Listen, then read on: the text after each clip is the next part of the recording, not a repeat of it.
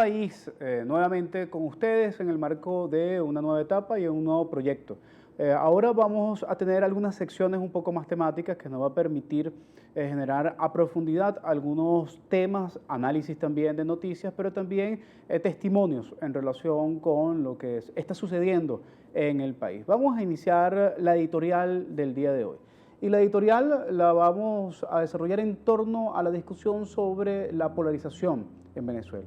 ¿Existe o no existe una verdadera polarización o una polarización absolutamente radical, tal como nos lo plantean las cúpulas de los factores políticos que son parte de ella? Vamos a ver una primera gráfica que es parte de un estudio de la Universidad Católica Andrés Bello de mayo del año 2015 para que veamos en evolución cómo ha ido transformándose el espectro político venezolano.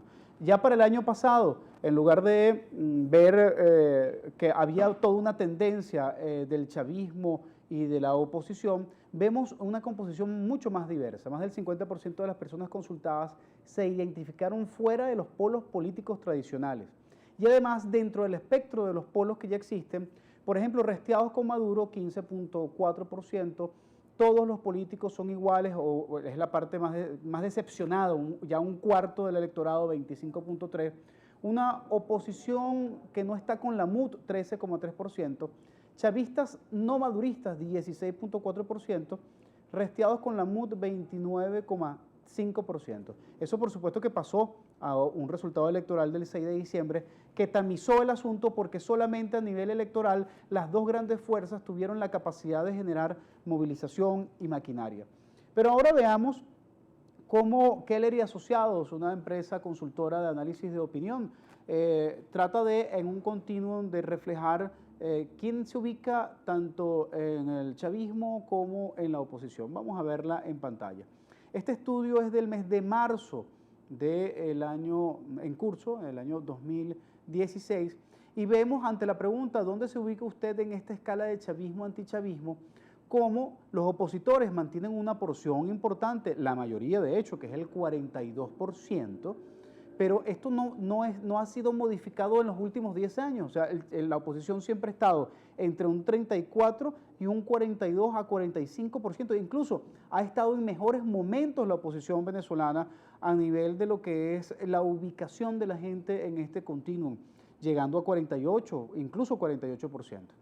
Mientras que el chavismo se ubica en un 19%, lo más bajo que ha podido llegar el chavismo, y entre los extremos que se ubican en la polarización vemos que hay un 47% que se ubica en los extremos, o sea, que más del 53% se ubica entre independientes o que no están tan radicalizados hacia el chavismo o no están tan radicalizados hacia la oposición, mientras que los que se identifican ajenos a la polarización, ajenos al chavismo y a la oposición es 39%. Por cierto, este es un porcentaje que ha ido incrementándose de manera extraordinaria desde el año 2015, finales del 2014, principios del 2015. Esta cifra en el año 2014 era 1%. Hoy los independientes, tanto para estudios como Benebarómetro, como para estudios de Keller y Asociados, y en menor medida Data-Análisis, por cierto, que refleja un porcentaje en los últimos estudios no mayor de un 20%, pero que sin embargo no deja de ser sorprendente que estos estudios, que podríamos considerar de relativa reconocimiento, pues resulta ser que antes no observaban que había independencia, autonomía. Algunos los llamaban niní para tratar de catalogar a quienes al final terminaban votando por una opción o por la otra, pero hoy cada vez vemos una mayor localización e identificación propia, o mejor dicho, un distanciamiento entre ser chavista y ser opositor. Vamos a ver nuevamente la última lámina de Keller, porque además aquí hay un error de fondo. Es importante que observemos que además la categoría 19% para chavistas dentro del chavismo es un error de categoría. Y esto, por cierto, lo ha estado sucediendo en los últimos estudios de muchas casas de analistas de opinión y encuestadoras. Porque en realidad ese 19% representa es el oficialismo o lo que está conectado directamente al gobierno de Maduro. El chavismo es mucho más amplio. Y el chavismo, además, podemos decirlo sin ningún tipo de duda, es esa parte que se corrió. ¿De dónde viene ese 39%? Ese 39% viene de la oposición que siempre se ha mantenido en un margen de 42 a 48% o 35, 30. No, ese 39% viene de un chavista decepcionado con el gobierno de Maduro que ahora busca una ubicación propia, pero que no se pasa a la oposición. Claro, en el momento de una elección polarizada en donde hay solamente dos tarjetas, este factor descontento con el gobierno de Maduro o se abstiene o vota nulo o vota por la oposición. Y ahí es en donde la oposición sale ganando con la polarización el día de hoy. La verdad al final es que si hubiese algún tipo de factor emergente, distinto, alternativo desde el punto de vista político, que ofreciera algo fuera de la polarización y tuviese la capacidad y la contundencia para hacerse reflejo y eco de este sector descontento, tuviese hoy el piso de 39% y fuese la segunda fuerza en el marco de la política venezolana. Incluso seguramente pudiendo arrastrar a esos sectores blandos del chavismo y el cuidado y también de esos sectores blandos de la oposición que suman un porcentaje importante que podría ser determinante. Por eso es que vemos actores políticos que están jugando a tratar de cazar en río revuelto en este sector o de generar saldo organizativo. Henry Falcón se vende como un ex chavista light, no radicalmente opositor y trata de llegar a ese sector. Rodríguez Torres ahora viene de ser un chavista originario, pero que habla del diálogo y que no es socialista y es profundamente cristiano.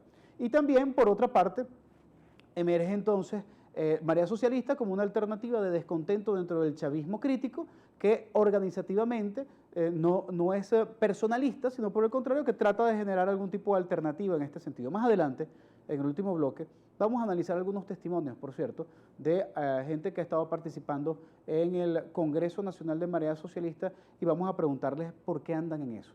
Mientras tanto, vamos a una pausa y en el próximo segmento analizamos algunas informaciones de opinión nacional e internacional. Volvemos a Visor País.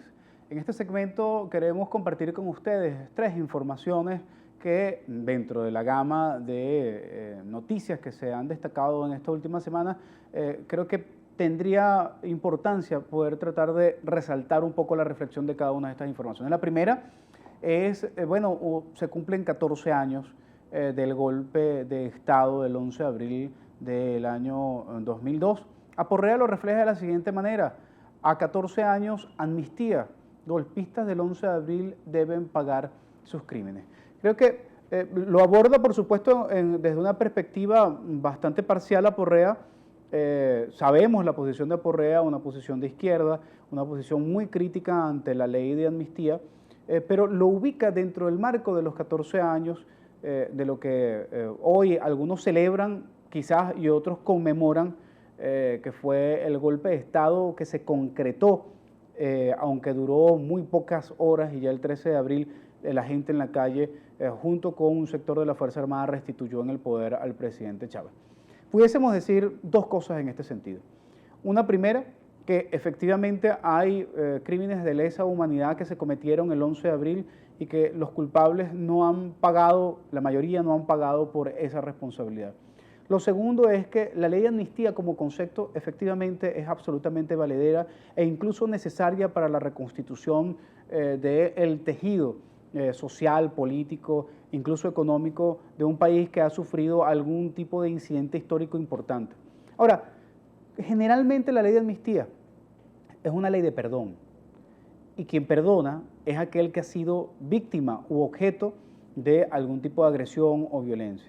Es interesante cómo se ha manejado la ley de amnistía desde la Asamblea Nacional, porque lamentablemente quienes han sido los victimarios son aquellos que han estado planteando y que han establecido el marco y el desarrollo de la ley para perdonarse a sí mismos. Creo que este es un error de fondo, es un error que debió haberse subsanado realmente con un verdadero diálogo. Ese diálogo que reclama la oposición desde la Asamblea Nacional sin duda alguna debería estar dando el ejemplo y lamentablemente parece no darlo, porque no se incorporaron a las víctimas en el desarrollo y en la discusión de esta ley de amnistía y eso tiene un error de fondo bastante grande y bastante grave que por supuesto lo que hace es radicalizar al otro sector, al sector de las víctimas y generar y jugar nuevamente a la polarización y mantenernos en un debate que no cura ni zanja ninguna herida en Venezuela. Y si hoy queremos reconciliación, por lo menos social, en el país, quizás no política, quizás no económica, difícilmente ideológica, pero por lo menos que haya la posibilidad de que cicatricen las heridas, lo primero que debe hacerse es permitir que quien tiene la herida se deje curar y quien vaya a curar realmente lo haga de buena fe. Esto implica sin duda alguna la participación de los diversos actores en el suceso y no solamente de una parte, ni que lo haga un lado ni que lo haga el otro. Ojalá podamos avanzar en este sentido por el bien del país. Vamos a una segunda información. Esta segunda información vamos más bien a tomarla con un audio. Es un extracto de prácticamente un minuto de un comentario de Mario Silva en el programa de La Hojilla. Lo tomamos en relación al hecho de que este sábado Mario Silva entrevista a Hernán Escarrá en su programa. Vamos a escuchar qué decía Mario Silva en el 2010 sobre Hernán Escarrá. Si ahorita en este momento me debe estar viendo Buenabat, un saludo a Buenabat y a su señora que están aquí en Venezuela. Ojo, son mensajes subliminales, mensajes preparados, compadre, preparados por la derecha, como el de Germán Escarrá, llamando a una, ¿cómo le llaman? A una marcha sin retorno. ¿Cómo que marcha sin retorno? ¿Se fijan por qué siempre yo insisto en que la oposición hasta el día de hoy, desde hace 11 años, nunca se ha comprometido a aceptar los resultados de unas elecciones? Nunca. Y siempre, cuando se está acercando el día de las elecciones, comienzan a atacar al CNE, comienzan a atacar las instituciones, comienzan a atacar a todo el mundo. ¿Por qué? ¿Cuál es ese bendito afán por la violencia? Y los conversos, compadre, los conversos, por todos lados. Y los conversos, compadre, los conversos. No me voy a detener a analizar el comentario de Mario Silva. Solamente me voy a detener a generar una referencia y a ubicar el personaje de Hernán Escarrá, que fue constituyentista porque el presidente Chávez lo apoyó, que después se pasó a la oposición y llamaba a la resistencia, convocaba el 350, a la marcha sin retorno, que fue abogado defensor del equipo de abogados defensores de Simonovich y de Forero, que pidió la renuncia del presidente Chávez en el 2010 y que recientemente aparece en una cadena nacional al lado del presidente Maduro pidiendo la defensa a ultranza del presidente Maduro, diciendo en nombre del presidente Maduro que Maduro no iba a renunciar y además planteando un adelanto de elecciones generales, porque al final el planteamiento de Hernán Escarrá de convocar a una elección para aprobar una enmienda que recorte el tiempo de la Asamblea Nacional, sin que por supuesto se deje de lado la propuesta de la enmienda por parte de la Asamblea Nacional, hace que en conjunto lo que al final le está convocando Hernán Escarrá es a un gran plebiscito en donde se discuta el recorte de los periodos del judicial, legislativo y ejecutivo para un adelanto de elecciones. Bastante interesante esto, porque al final yo no sé de dónde está sacando los asesores Maduro, pero compadre, no me ayude mucho, compadre, le diría Maduro a Hernán Escarrá en la intimidad. Vamos a aprovechar este último minuto de este segmento para hacer una referencia solamente a nivel noticioso, porque creo que es importante hacerle seguimiento a las elecciones, resultados de las elecciones en Perú.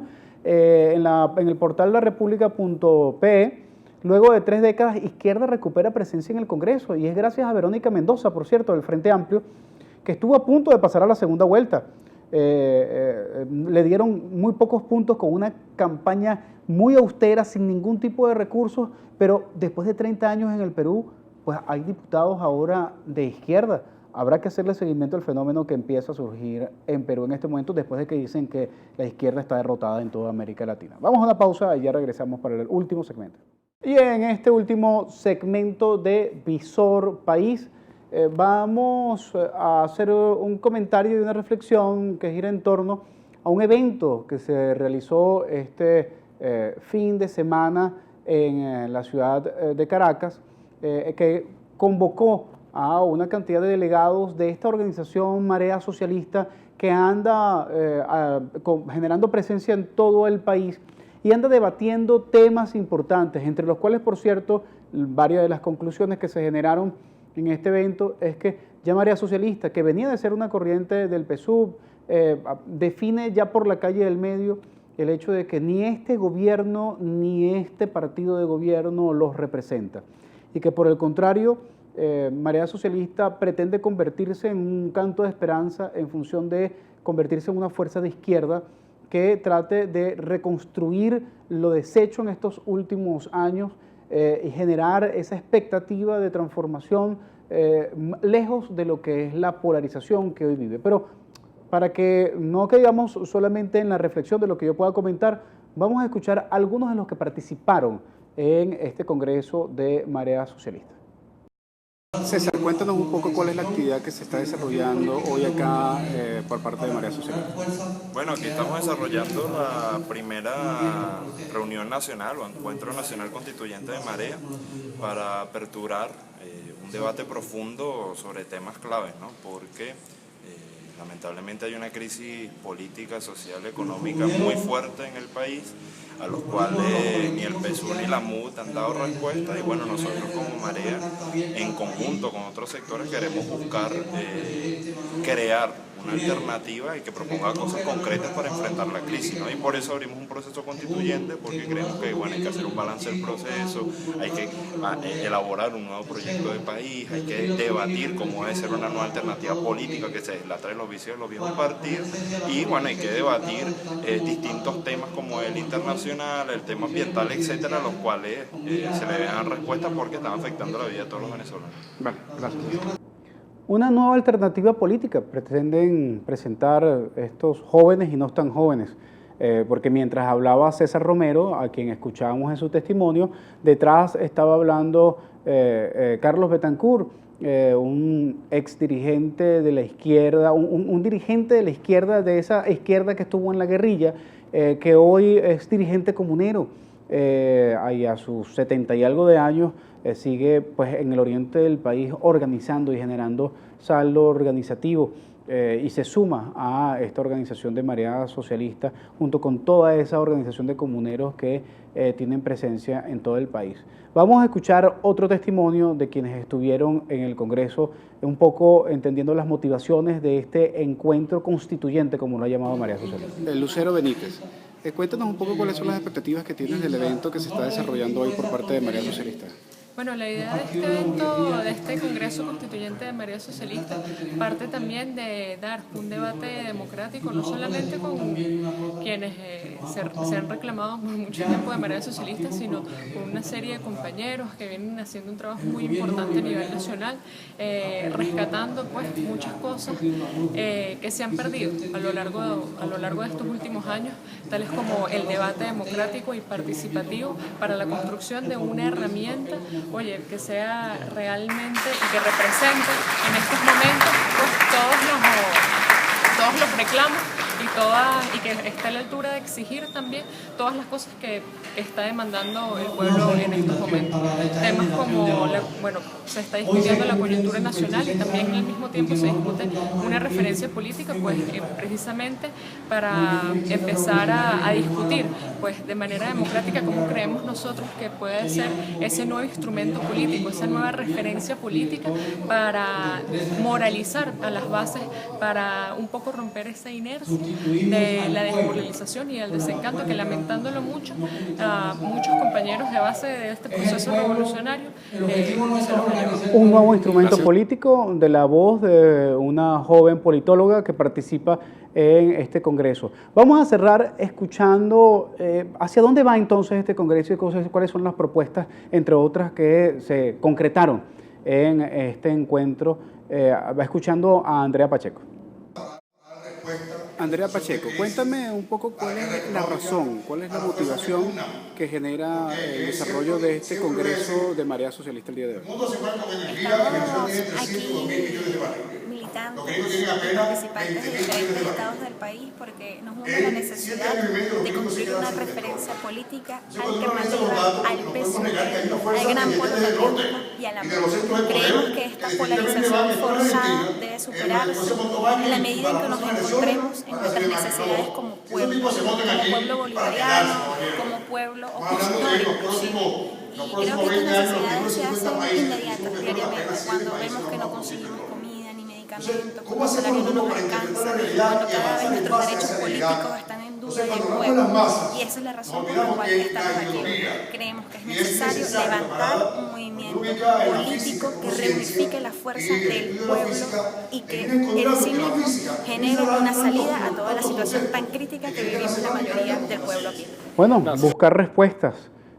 Nos plantea Andrea Pacheco, opacada por la voz, por cierto, de alguien que hablaba desde el micrófono con una recia tono de voz, o alguien que se llama Patria o llaman Patria dentro de la organización de Marea Socialista. Bueno, con estos testimonios que un poco nos ilustran cuál fue la intencionalidad de este evento, posteriormente nos han informado la gente de Marea Socialista que nos harán llegar el resultado y las conclusiones que se harán públicas en función de los próximos pasos de esta organización que se gesta a nivel nacional y que está en este proceso constituyente. Bueno, sin más que hacer referencia en nuestro programa y bueno, con el objetivo fundamental de que podamos estar suministrando herramientas para la posibilidad de la interpretación de la realidad, que podamos ver el asunto no solamente desde dos tonalidades, sino desde la diversidad de las tonalidades que representa la política venezolana y el ejercicio democrático de quienes realmente